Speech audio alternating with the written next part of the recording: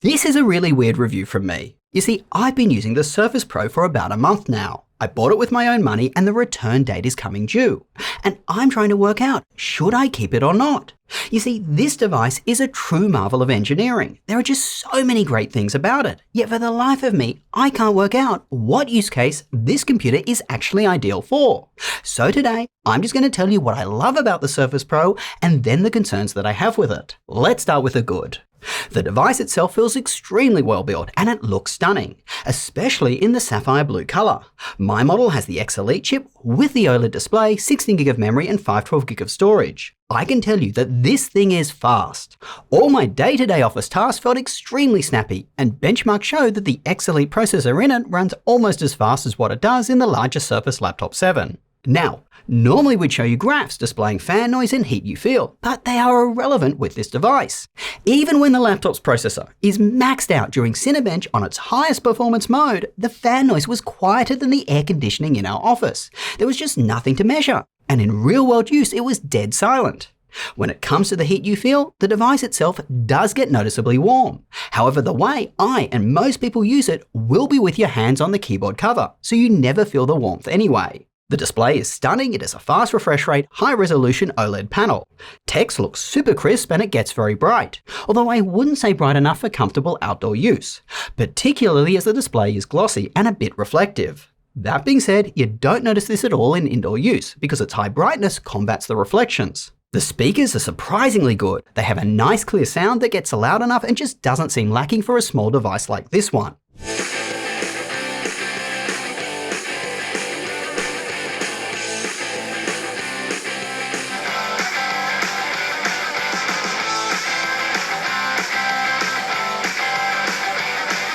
Also, I was delighted to see the cover around the back that allows you to easily access and upgrade the SSD. Now, I bought the Surface Pro with the new Surface Flex keyboard cover, which includes the slim pen. It is extremely convenient to use. You can use it wirelessly away from the main device. The keyboard cover charges the moment it is connected. The pen is kept neatly out of the way in the cover itself, where it charges wirelessly. Yet, the moment you pick up the pen, it connects and just works. The whole thing is just so seamless. Bravo, Microsoft. Now, when it comes to the keyboard, as an actual keyboard, it is fantastic for what it is. There is minimal deck flex, key travel is solid with a satisfying click, and the keys have 3 stages of backlighting. The trackpad is larger than in prior years and extremely accurate. Look, I don't normally use a pen when operating a laptop, that is, but this one was so good that even I ended up using it. Here's how the webcam looks and sounds on the Surface Pro. It is a high quality one, but it is very wide. So, as you can clearly see, the Surface Pro 13 is truly an amazing piece of tech. Well, why the hell did I do the Josh thing and say something negative, i.e., I couldn't figure out who should buy it? Well, the reason is for the majority of users, unfortunately, there just seems to be better options out there. Let me explain what I mean. Say you're using this device for productivity work, general office applications, web browsing and that sort of thing. For these tasks it certainly works well enough, but compared to a laptop, using it just feels cramped. For starters, its screen is a small 13-inch panel. This doesn't seem that much smaller than the 13.8-inch of the Surface Laptop 7, but in real use it is. Even factoring in its 3:2 aspect ratio, which does allow you to see more content going down the page, I still just didn't see all that much, and far fewer lines of text than what I saw on my Surface Laptop 7. If you think you can alleviate this by flipping the device into a portrait mode, you can't. Its kickstand doesn't support that orientation. It would have been really nice if Microsoft angled the sides of the kickstand so you could do that. One other issue with small screen devices like this one is that they aren't great for your back. You tend to hunch over as you use them. Anyway, it wasn't just the display that felt cramped and a little uncomfortable. It was also the keyboard cover. There is no palm rest, so when typing on it either, you end up holding your palms above the device or you have to bend your wrist to match the angle that the keyboard deck is slanted at. Both of which I found tiring and a little uncomfortable. Now, you can detach the keyboard and use it wirelessly in front of the device, laying it flat on a table, and that certainly helps. But now the screen is pushed back further away from your eyes, so you may have to zoom in to compensate, and that means you're seeing even less content than before. And on the trackpad, while larger than prior ones, it still isn't as large as the Surface Laptop 7's. I found myself occasionally running out of vertical room. There are also some palm rejection issues which are annoying. A few times while using this device, the cursor just jumped to a random spot on the display. In all fairness, this does seem to be a very common issue on Windows laptops with haptic trackpads. I can't believe in 2024, Apple is still the only company to perfect a trackpad. Anyway, this device also limits you to where you can use it. Desks, tables, and other flat surfaces only. I like to use my laptop on the couch. This is 100% no-go for this device. It becomes a balancing act to keep it from toppling over.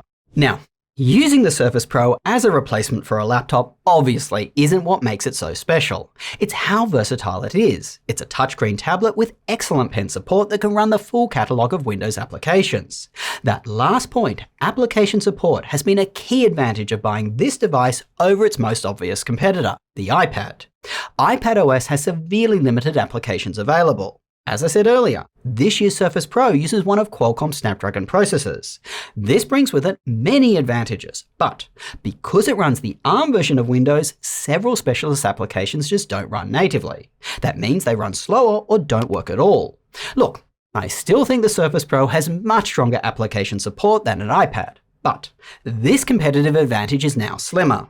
Continuing with a comparison to an iPad Pro, the Surface Pro is significantly heavier. This makes it far less comfortable when holding it and using it as a tablet. Your arms will tire very quickly. Now, we haven't talked about battery life yet, and it's important we do. Qualcomm has spent monstrous amounts of money paying YouTubers to hype up these devices. One of their main claims is how good their battery life is. Many are saying all-day battery life, or that you no longer have to think about charging. We are independent of these campaigns, and let me tell you, battery life on this device is not good. For general office work and web browsing with minimal background applications open, I struggled to get more than 5 hours. This was on full brightness on the recommended performance mode where I was mostly continuously using this device. If I had walked away more often and allowed the screen to shut off or even turn down the brightness, it would likely have lasted longer. But that's just not how I use my laptops. I was so disappointed with its battery life, I tried it a second day. Same result. Look, this device's battery isn't the largest. Its screen is high resolution and bright, so that affects things. But this is kind of in line with what we are seeing on all these Qualcomm laptops. They deliver incrementally better battery life than Intel and AMD's older chips, but they are certainly not at MacBook levels.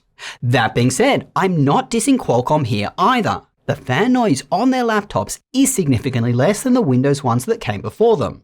So overall, they are a step forward. To finish off with my cons on the Surface Pro, the display does suffer from a screen door effect, which means when you're looking at light-colored content, which you do a lot of when working on Office documents, you can clearly see colored dots poking through. This is a common problem on OLED displays, particularly ones with touchscreens. There is a cheaper Surface Pro, by the way, with an IPS panel. I don't have that model, so can't comment on that one. But I do have the Surface Laptop 7 with its IPS panel, and this issue is less noticeable. Also, on the OLED display, the color gamut isn't wide enough for professional color work. We found this odd as Notebook Check reported a much wider color gamut than us, and yes, we changed the relevant settings. And Microsoft have implemented very granular brightness levels. If you lightly press the brightness up and down button, it only changes the brightness a microscopic amount, which is extremely annoying. Lastly, it would have been convenient to have at least one USB-A port. My wireless mouse still uses a USB-A receiver, and that matters because the trackpad does have occasional palm rejection issues, like I said. Let's end talking about pricing. To get the model that I have, we'll set you back $1,500 US. To add on the all-important Flex keyboard cover, you are spending another $440, taking its price to almost $2,000, and that is a lot of money. On the surface, excuse the pun, it may seem reasonable, as it is the same amount as Apple's latest iPad Pro 13 with an Apple Pencil and keyboard cover. But I think most people just using this device for office work, web browsing, and that sort of thing would be better served by just buying the Surface Laptop 7 for a lot less. Heck, you can even afford to still buy an iPad if you want a tablet experience. Then you'll get the best of both worlds. In conclusion, the Surface Pro truly is a magnificent device, and it's very aspirational. I think there are some people out there who are happy to deal with the issues I mentioned for the unique benefits that this device brings. But for me, those sacrifices are too great. The Surface Pro is kind of like driving a supercar. You know you're uncomfortable getting in and out of it. And you know the money would have been better spent on something else, but you feel great driving it. If that's you, please use our affiliate link below to support this channel. Make sure to check out our website. That's where we list all the laptops that we recommend for various types of users, as well as where to go to get the best deals on them. If you'd like to support us in our mission to provide high-quality, unbiased laptop reviews, become a Patreon supporter or YouTube member. Links down below. Our top tier even unlocks personalized laptop buying advice. YouTuber shtick time, get subscribed and smash that like button. Not only does it help us grow, but it makes my dearest mother very proud. Till next time, go do something awesome with your day and I will catch you later.